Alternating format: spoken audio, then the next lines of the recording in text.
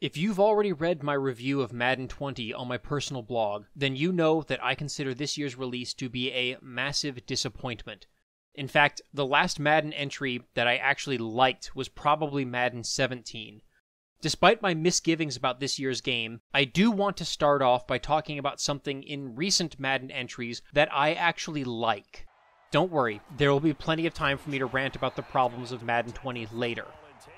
While there is certainly value in giving EA a laundry list of complaints about Madden 20 so that they can maybe, I don't know, hopefully address some of the complaints, there is equally as much value in telling EA where they've done things right so that they can continue to expand those ideas. So let's start out the NFL/Madden season on a more positive note and talk about how recent iterations of Madden have actually made the preseason worth playing in franchise mode. I had hoped to get this video out before the end of the NFL preseason, when it would have been a bit more relevant and topical, but I was still neck-deep in my Sekiro critique. If you enjoy this video, then be sure to like and share it. And if you would like to see more videos like this, and released hopefully in a more timely manner, then I hope that you'll consider supporting me on Patreon. The money earned will go directly towards the production of new content. With more backers, I could invest more time into creating content and would be better able to produce a greater quantity of content in a more timely manner. As I hit my goal levels, I also intend to make additional matching contributions to a charity or non-profit. I'll select a handful of causes that are meaningful to me and let my patrons vote on which they want me to donate the money to. So, at least some of your support will also go towards a good cause. Alright, now that the shameless self-promotion is out of the way, let's talk about the preseason in the Madden NFL video games.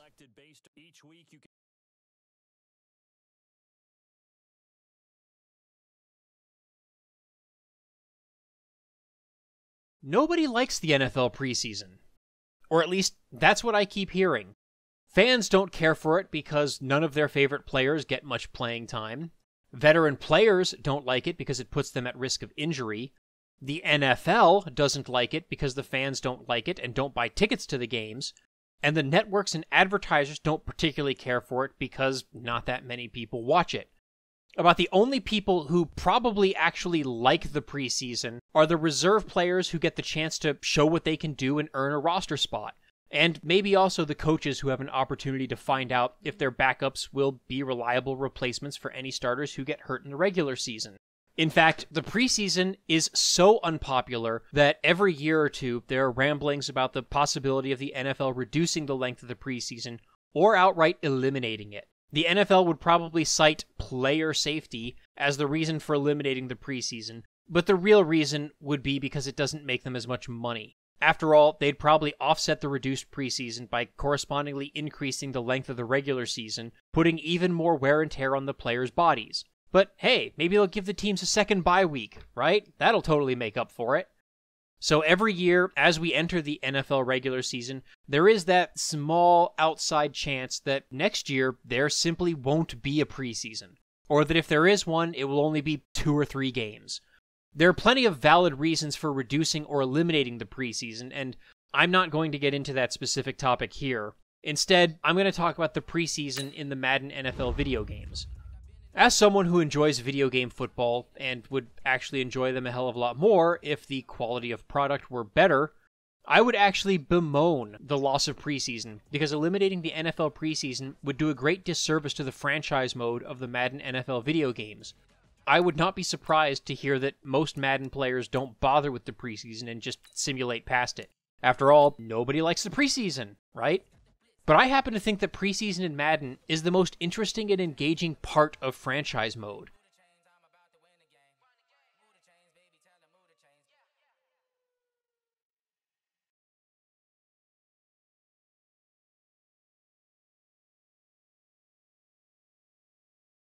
Put simply, preseason is the only part of a Madden franchise in which I actually feel like I'm consistently making meaningful decisions about the development of my team. It's perhaps the most role-play-y part of the game. Yeah, sure, I'm making team-building decisions whenever I draft a rookie, or sign a free agent, or renegotiate a player contract, or even set the depth chart. But these decisions always feel so stale and uninteresting. Most of them involve simply selecting the highest overall player rating, and very few of them involve making any real judgment calls. And once you load into an actual game, those decisions mostly become moot anyway. Take, for instance, in-season scouting and drafting. Scouting in Madden is a simple process of investing points in a college player to unlock 3 stats, at which point the game flat out tells you which round to draft him in. At this point, it's just a matter of looking at all the players on your draft board and seeing who should be drafted in that round, and then choosing which of the positions is most valuable to you at this particular point in the draft. Madden lacks the lengthy and more humanizing and oh so addictive in-season recruiting that the NCAA football games enjoyed. Those games required you to keep in a near-weekly dialogue with your prospects, learning their wants and expectations and trying to make a good impression for their eventual campus visit. These prospects actually kind of become characters in the game. Stealing a high-ranked recruit from the grasp of a rival was immensely rewarding. Losing a commitment to another school after all your hard work could be equally heartbreaking. It's just too bad that once those NCAA players join your roster, they're dehumanized once again and just boil down to nothing but a collection of ratings. All those wants, likes, and dislikes all disappear, and they stop being characters. NCAA Football 14 further stripped some of the humanity out of the process by boiling it down more to number crunching than to roleplay. In any case, the process was light years ahead of any of the team building that goes on in Madden. But those 4 preseason games in Madden do start to come kind of close. You see, a similar process goes on in the Madden preseason. Putting a young player in position to make plays and then seeing him accumulate experience and upgrade his ratings is rewarding and feels good. During the preseason, I make an effort to try to play every player on my roster. Every couple of drives, I'm going through my entire depth chart and shuffling people around to get playing time for my young rookies and practice squad players so that they can gain some of that valuable experience. I play on 15-minute quarters, so I actually have the time to give meaningful playing time to players that deep in my depth chart. I also pay particularly close attention to player goals and drive goals, and work extra hard to try to achieve those goals in order to further boost the player's experience. If a specific player would have a drive goal associated with him, I would make a personal challenge of trying to take user control of that player and achieving that goal with him. Sadly, Madden 20 doesn't do a very good job of presenting player goals during the games. You can't even go into the menu or depth chart to see what a specific player's weekly goals might be. It's a real bummer. In any case, I put a lot of thought into deciding how long to play a specific player or group of players. Maybe my backup quarterback had a bad drive in the third quarter.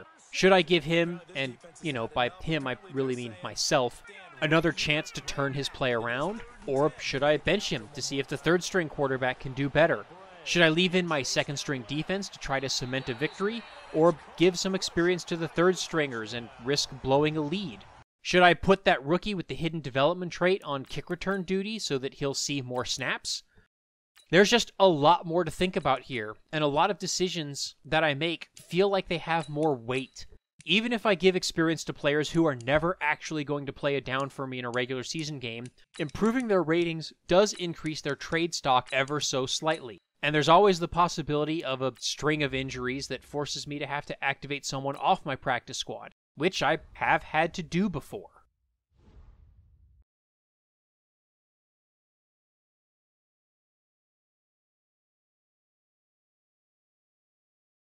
That practice squad, by the way, is one of my favorite recent additions to the game. A functioning practice squad was probably the single piece that had been missing for years, which finally allowed Madden's preseason games to feel meaningful and worth playing. Oh, and it also improved the draft to boot. The practice squad allows you to keep up to 10 extra players who would not otherwise make your final 53-man roster. These players continue to gain experience with the rest of the team and can be activated onto your regular roster if a starter gets hurt or if you cut someone who is underperforming.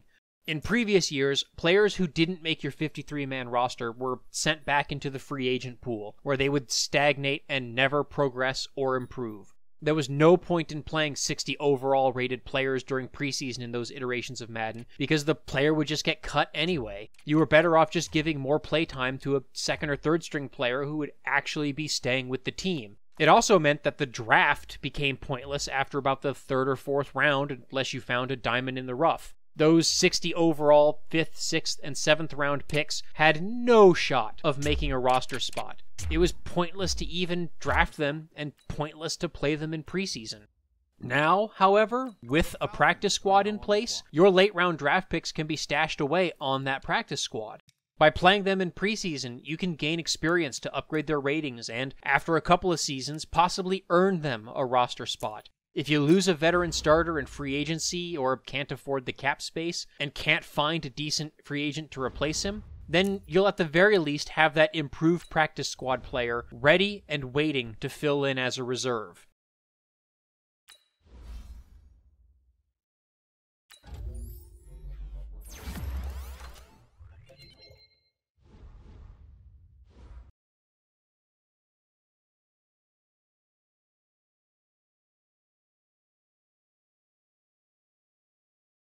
And of course, I can't make a video without also talking about some negative things.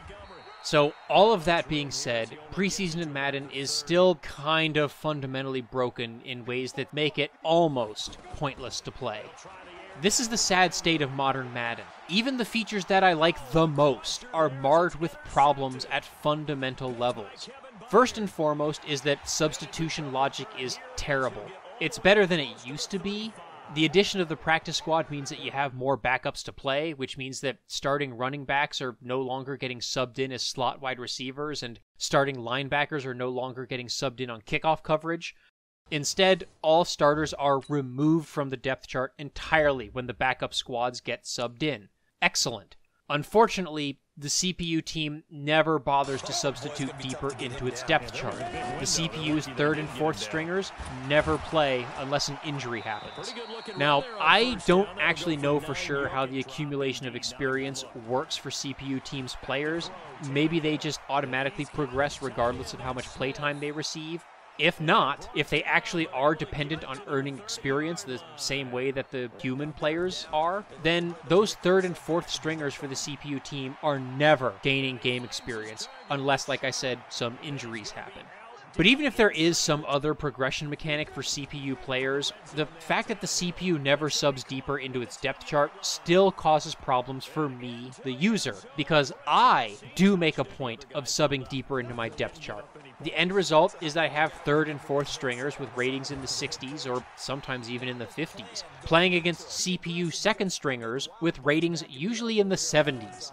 It's not exactly a fair contest, and I rarely win preseason games because of it.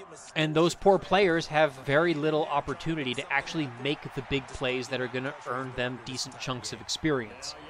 Even if Tiburon can't be bothered to add in some scripts to sub in 3rd stringers after the 4th quarter, it shouldn't be too much trouble to just let the user manually adjust the CPU team's depth chart in preseason games. Hell, I wouldn't mind having the option as the GM of the league to do that for all teams, regardless of whether it's preseason or regular season. I mean, it's not like this would enable unprecedented cheating. The user can already edit every player's ratings, edit the draft class, and even assign which CPU team is going to win in a simulated game. Letting me sub in my opponent's 3rd string quarterback in the 4th quarter of a preseason game is not going to break the game.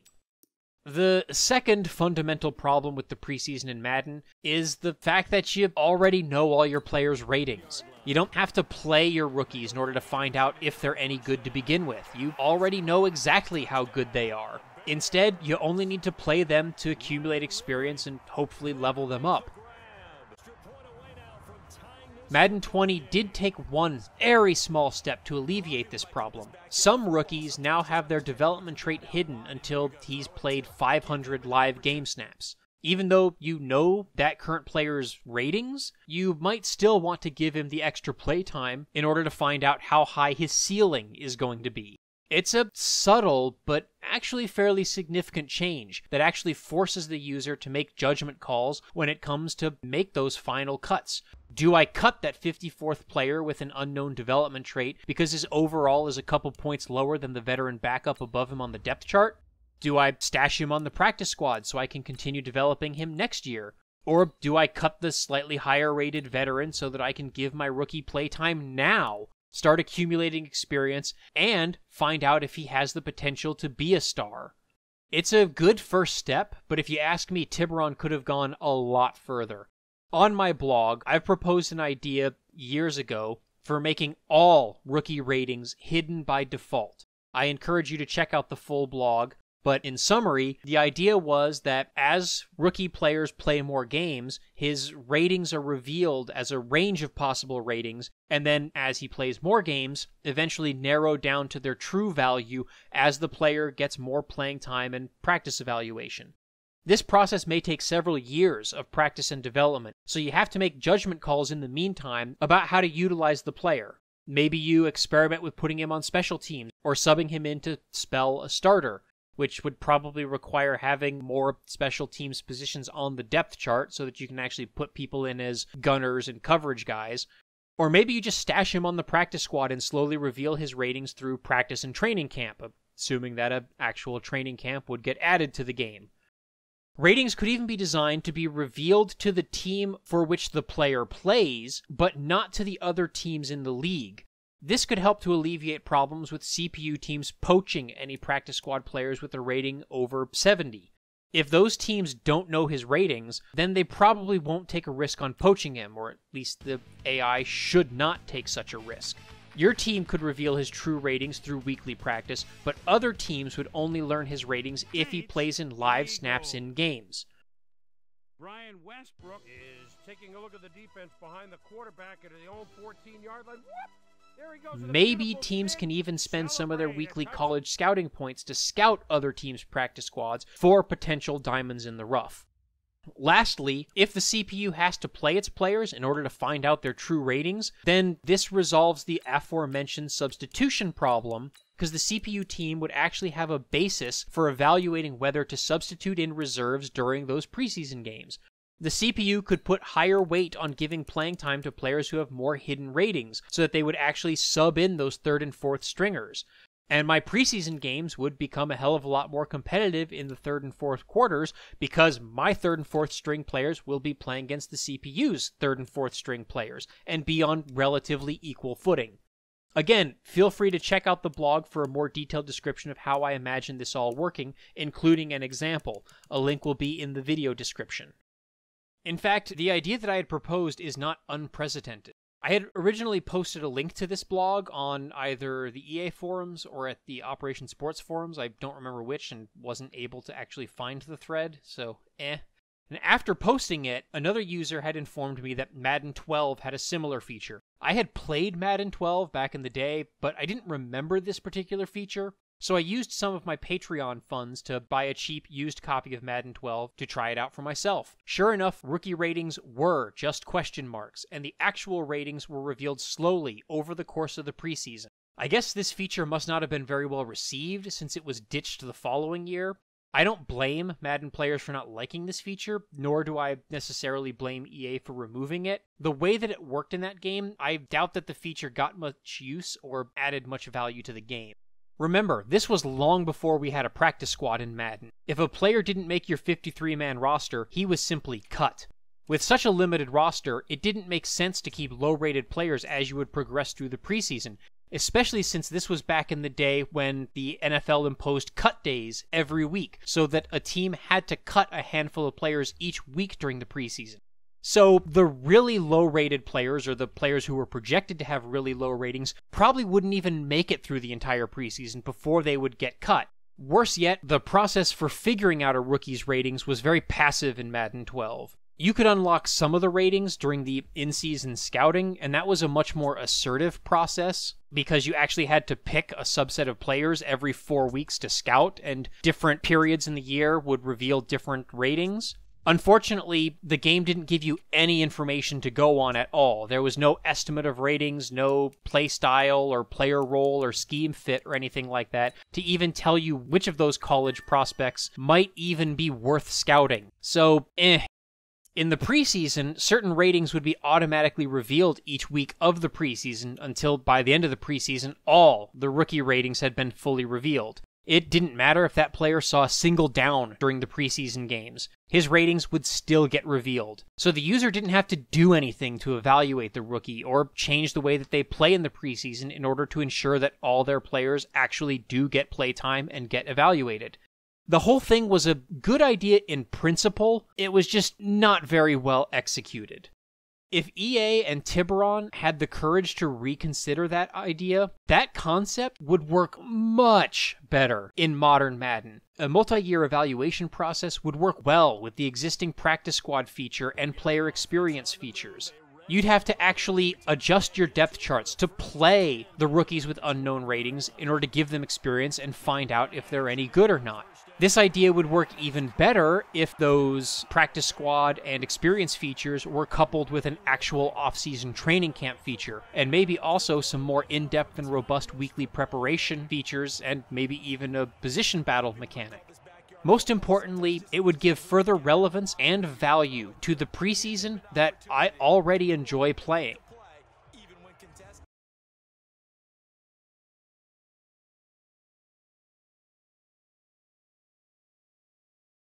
So, what do you think? Do you enjoy playing the preseason games in Madden franchise mode as much as I do?